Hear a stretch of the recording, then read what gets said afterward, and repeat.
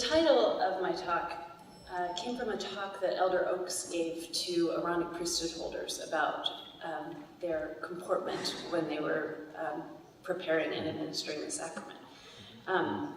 He meant that they should dress and behave in ways that would not draw attention to them, but leave congregation members free to focus completely on the ordinance. But his phrase, the principle of non-distraction, was striking to me, partly because it's really inelegant, but also because it reminds me of what seems to be the primary governing idea behind most of our discussions of art, and specifically music, in Mormon worship life. I posted the guidelines for music from the church handbook here. They'll be familiar to many of you, although I suspect that many of you also may believe there are things in there that are not in there, because that's how Mormon music works. People think that something they've heard from somebody somewhere must be in the handbook, and so certain things are forbidden or encouraged or whatever, according to local whim. I'm also leaving that up there because no matter what I say, my prose will be witty and sparkling in comparison to So even without my ever so slightly snarky highlighting, it's easy to note the relentless use of the word appropriate in these guidelines. It's all about choosing proper music. There are a few positive mentions of the power of music to enhance worship and unify the members of the congregation, but the overwhelming sentiment I read here is anxiety, as if musicians are primarily concerned with wresting authority from the bishopric and doing what, I'm not sure, staging a rock opera or who knows. But there's a lot of nervousness here about losing control somehow. Some of that maybe is old Christian anxiety about how art inflames the passions, but there's Mormon history here too. Early Mormons brought baggage from a lot of mostly Protestant traditions with them into their new faith. Methodists brought positive notions about hymn singing from Charles Wesley, and they brought also some of our finest hymns still. Baptists were divided. They had been historically opposed to any singing with conjoined voices, but then they had allowed public singing starting in about the mid-18th century. Sidney Rigdon and his fraction of the Campbellites came from a tradition that encouraged hymn singing but disallowed any instruments in church. They still sing completely a cappella in their churches. I grew up among Campbellites in Nashville, and they are great singers, but their prom is no fun at all because they don't allow dancing. Given these traditions and Joseph's early sympathy towards Methodism, the singing of psalms and hymns was never really very controversial in early Mormonism. However, questions about the propriety of choirs and instrumentalists did divide the saints. Methodists generally frowned on choirs, although they had some, and the Campbellites strictly forbade them. In the words of Campbell, they were, quote, a species of profanity. It is a most unholy thing to learn to sing by a constant repetition of our most devotional songs amidst the levity and blunders of a singing school. Nonetheless, Joseph Smith reported that, quote, after some altercation with his formerly Campbellite counselors, he organized a singing department, not a singing school, in 1836 in preparation for the dedication of the Kirtland Temple. The choir for the temple dedication was enormous, numbering perhaps 250 people. And these choirs continued. There was a singing school and even a special hall built in Nauvoo for the choir to sing in so that they wouldn't have to sing outside. Then, apparently motivated, at least in part, by rebellion against the strict tradition in which he was raised, Brigham Young liked music. He confessed that he had been taught that listening to fiddle music was a step in the direction of Davy Jones, but he liked it anyway. It just made him want to do it more. And so he encouraged the formation of bands and instrumental societies, both in Nauvoo and later in Utah Territory. These groups played for civic events, funerals, and for church services, including even brass bands in church, which I love to think about.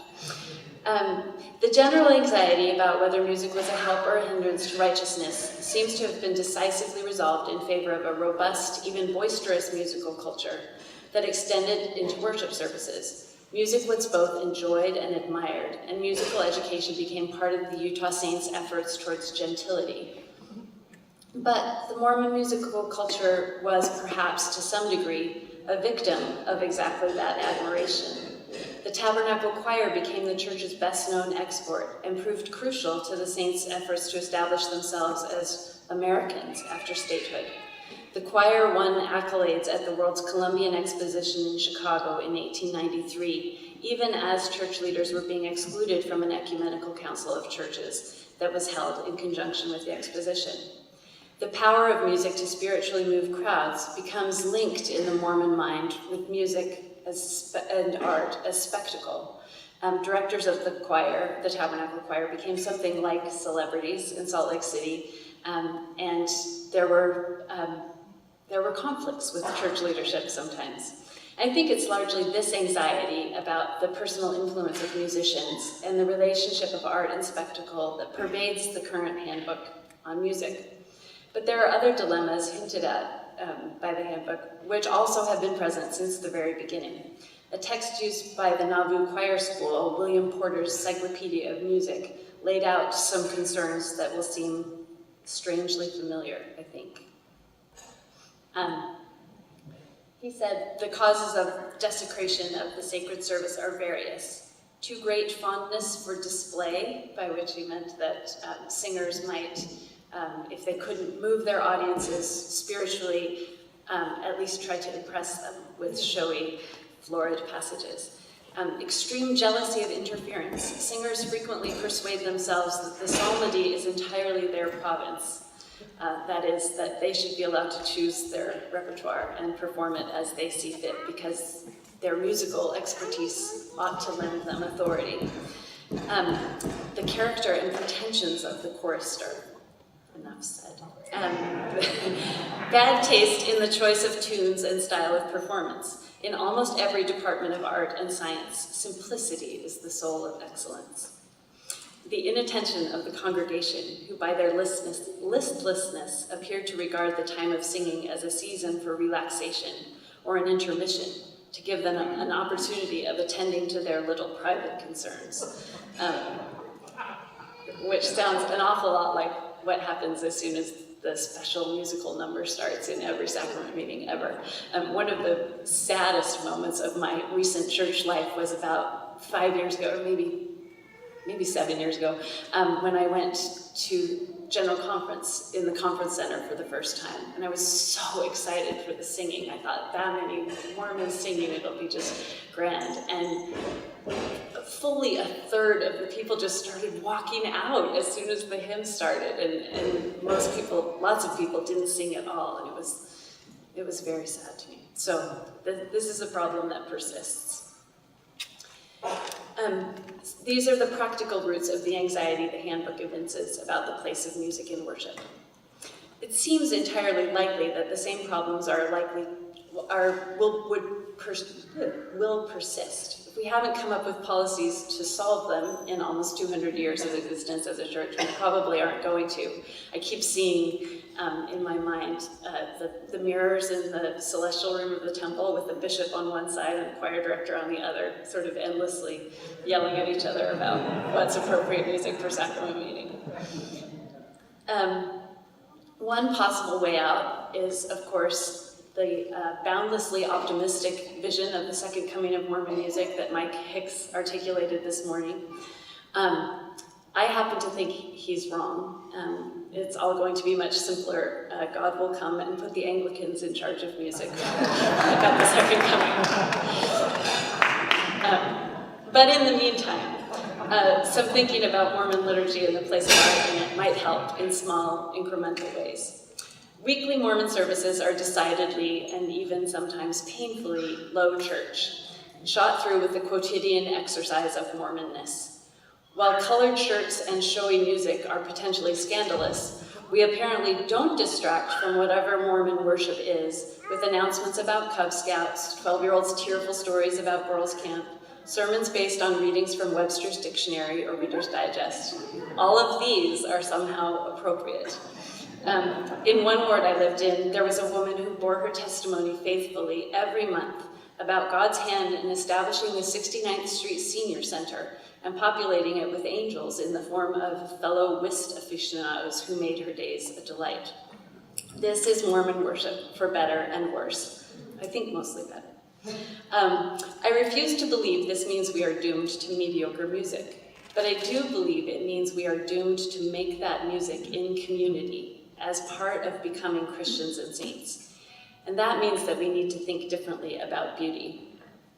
So this will be the part where I make grotesquely sweeping generalizations about the entire Western art tradition, just so you know. Even the use of art in my title is likely to have sent your mind to a museum or a concert hall. The force of aesthetic theory for several centuries has been to distinguish art from craft, to establish art as something that is understood in relationship to other works of art, not judged by its utility, the economics of its production, or its ethical effects. It's no wonder, really, that people interested in building Zion would be nervous about having this kind of art in worship services. We don't have a lot of Latter-day scriptural warrant for an aesthetic theory, but I've been trying for a while, unsuccessfully, to derive one from Doctrine and Covenants section 42, which is the law of the church. We know it as the basis for the law of consecration. I intend to continue my lack of success here today publicly. So welcome. I hope that your comments will solve all my problems. There is in this section a single verse about beauty. It's verse 40 that says, "Again, thou shalt not be proud in thy heart. Let thy garments be plain, and their beauty, the beauty of the work of thine own hands." The force of all of section 42 is to push theological abstraction into the realm of the practical and the ethical. This law is not an abstract collection of general principles. It is detailed and specific and concrete method for living in Christian community. Beauty, too, is situated in the material, in useful and necessary physical objects. It is not, notably, described as formal perfection. God's command that beauty be the work of thine own hands foregrounds the conditions of production and the harmonious situation of this work in the life of the community.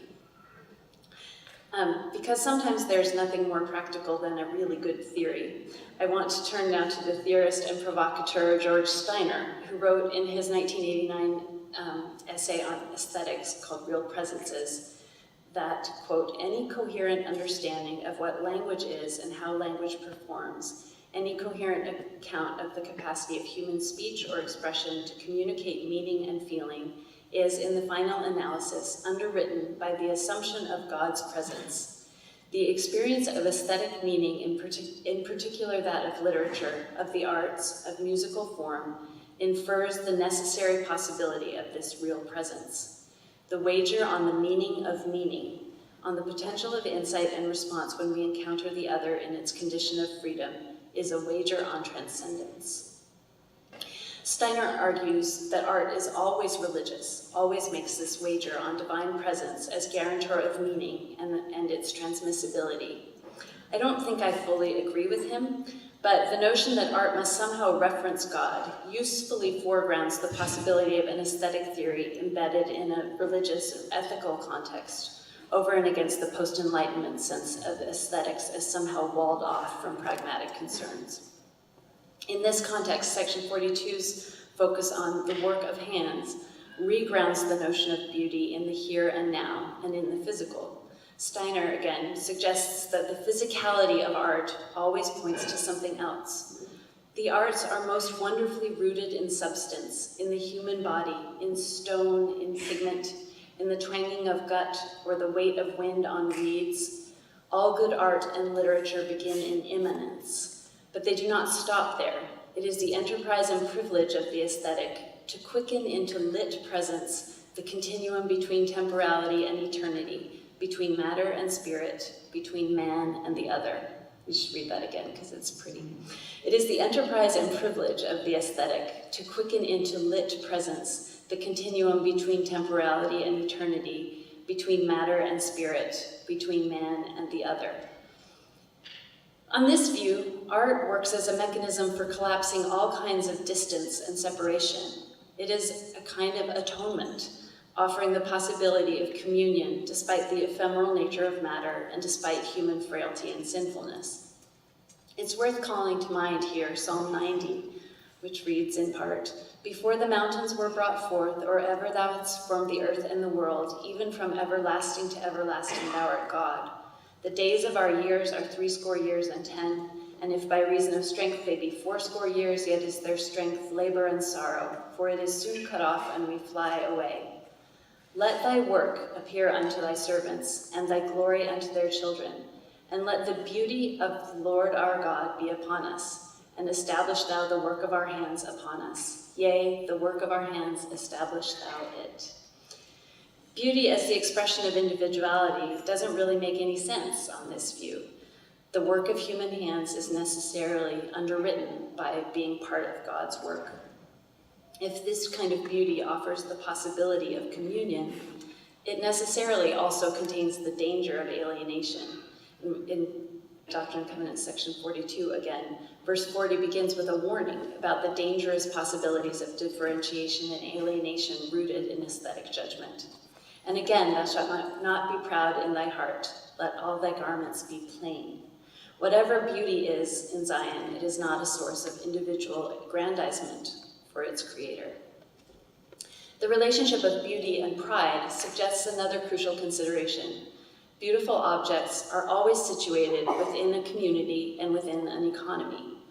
Where the force of most modern aesthetic theories has been to remove such considerations from the judgment of beauty or artistic merit, this verse seems to insist that we consider the conditions of production of beauty and that the enjoyment of beauty must not involve distinctions related to wealth. Here the work of the French theorist Pierre Bourdieu can be useful. In his massive tome Distinction, Bourdieu argues, abetted by reams of survey data, that what we call artistic taste is correlated very strongly with access to education and other forms of cultural capital, which mostly comes down to access to just plain old capital. People who have good taste are those who have been given a particular set of tools for approaching art.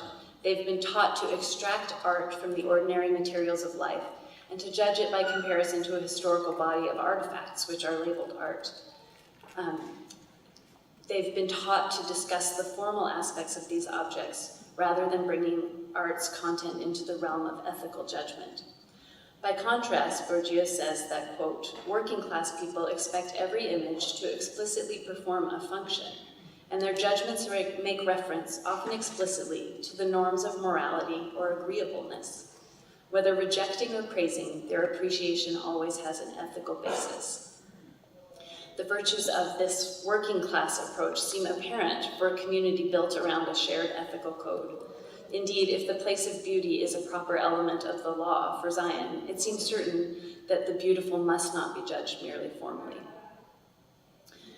Having thus given 20th century French theory its due, as one is sworn to do as a condition for participation in grad school complet seminars, I want to turn briefly to older German aesthetics, particularly to Schiller, whose insistence on a moral component to the beautiful did not win the day in German Romanticism. Where Kant had posited the human form as the most truly beautiful object, because it is the most truly free, Schiller argues that the architectonic beauty of the human form comes directly from nature and is formed by the rule of necessity, and thus cannot plausibly be taken as an expression of the moral sensibility of the person. On Schiller's account, the truest beauty is related to and evokes a sense of duty. Grace, he calls Anmut, appears in those moments when the beauty of moral action has become so thoroughly integrated into a person's being that even her unintentional movements reveal it. Grace can be expressed in the human form only to the extent that habitual moral action has left traces in the physical body. This, he asserts, can bestow beauty even on persons who do not have physically beautiful features. I guess the new Dove campaign also makes that claim. Who needs Schiller? Schiller makes sweeping claims about the potency of beauty, not only as the culmination of habitual right action, but as a means of teaching and evoking that action. Moral action, he says, requires the kind of careful attention to detail that we learn in aesthetic contemplation. Learning to observe beautiful things turns our attention outward and prepares us to notice the needs and opinions of others. The balance inherent in the experience of beauty allows us to properly consider competing goods in the application of moral principles. Here we might consider the verses that immediately follow section 42's instruction about beautiful garments. In verse 42, it says, "Thou shalt not be idle, for he that is idle shall not eat the bread nor wear the garments of the laborer. And whosoever among you are sick shall be nourished with all tenderness, with herbs and mild food, and that not by the hand of an enemy." That phrase, "with all tenderness," suggests precisely the sort of attention that, say, taking neat stitches or carefully trimming a seam might take. It's the same kind of care with which one rehearses a tricky bass line. I initially wrote alto part, but then I remembered that alto parts only have 3 notes. And the juxtaposition of this tenderness with the forceful command not to be idle suggests a broadening of the notion of work, right? Being tender is work, but it's not big, broad work the way we usually think of it. So this notion of work might also encompass the creation of beautiful garments. Taking care of the sick counts as work. Making beautiful things might also.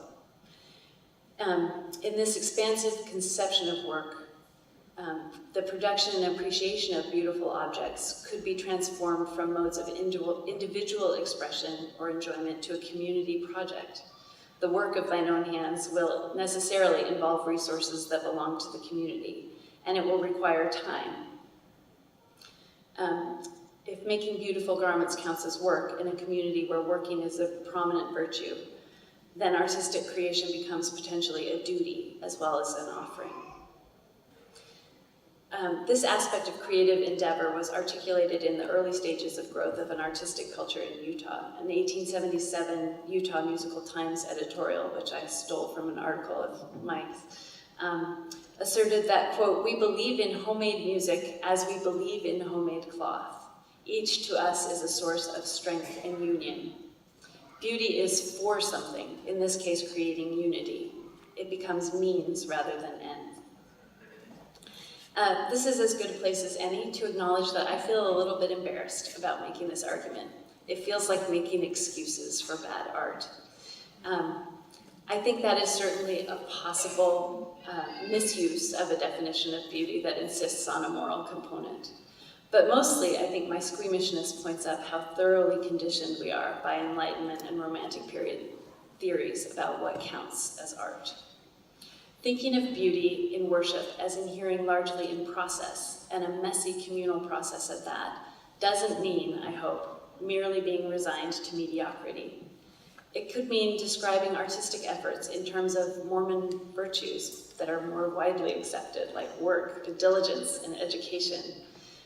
It might mean more carefully situating artistic and musical contributions as acts of worship. It could mean articulating what worship is instead of merely what it isn't, which is how we usually seem to talk about it. It could mean being aware of the history of art as spectacle in the church and not participating. Here I'm thinking of something very concrete. Part of what musicians can and should be doing to improve musical worship in their wards is making sure that no ward choir ever attempts an arrangement of a hymn created for a 400-voice tabernacle choir. It might mean becoming educated about the rich musical worship traditions of other churches from which we can borrow, in keeping with long Mormon practice. It could mean just recognizing that when I lock horns with the tyrannical bishop who thinks his quirky preferences are God, that I am frequently operating from exactly the same theological position. The content of our propositions may differ, but the form of the arguments is identical. It might mean taking responsibility for finding a new shared framework for conversation. It might just mean being prepared for choir rehearsal instead of faking it, even if you can. Tenderness could extend to musical practice. Much to my surprise and my dismay, actually, I think I end exactly where I began, with the word appropriate. The word doesn't have to be just the vehicle for prissy disapproval. Its root, propriare, means to make one's own, and it might instead remind us of the deep covenants which bind us to each other and to God in a network of transcendent belonging.